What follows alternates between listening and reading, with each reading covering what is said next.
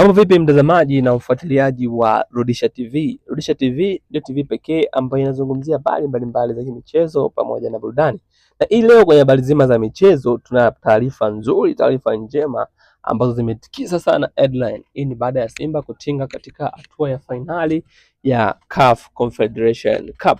Sasa issue iliyopo ni Simba kuendelea kumalizia vipolo vyake katika ligi kuu ya NBC.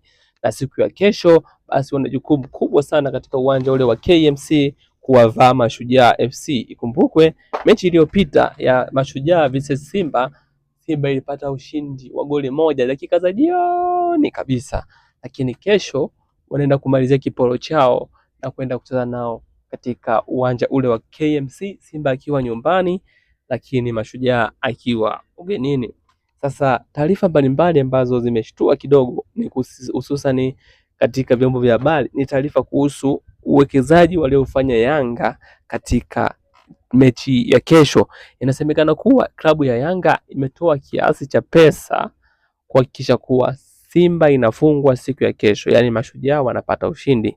Hii imeleta taharuki sasa katika habari za michezo za watu mbalimbali na kusema kuwa huenda kuna mkono wa Yanga umewekwa pale ili mradi Simba apate kufungwa siku hiyo ya kesho. Lakini Simba wao pamoja zao wamesema wako tayari kupambana hadi mwisho, wako tayari kupigana, maana wanajua umuhimu wa mechi iliyopo, lakini wanajua kila namna lazima wacheze ili waweze kushinda. Sasa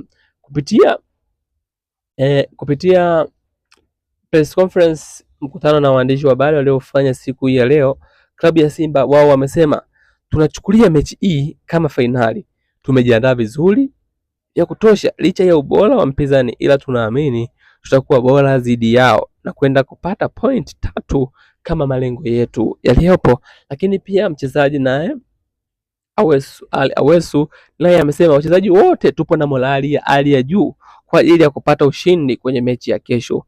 Tunauchukulia mchezo huu kwa uzito ule ule kama ya ule uliopita ili kucheza vizuri na kupata point 3 ambazo ni point 3 muhimu. Ikumbuke katika uwanja wa nyumbani klabu ya Simba ile kupoteza hata mara moja, iliyochapa mechi mbalimbali, lakini kila mechi ilikuwa na ushindi wa hali ya juu. Sasa mechi ya kesho inachukuliwa kwa viwango vya hali ya juu sana kutokana na ubora walionao Mashujaa, lakini pia ubora walionao Simba. Na hata hivyo wametoka kucheza fainali, huenda wachezaji wamechoka, lakini morali ni hali ya juu sana.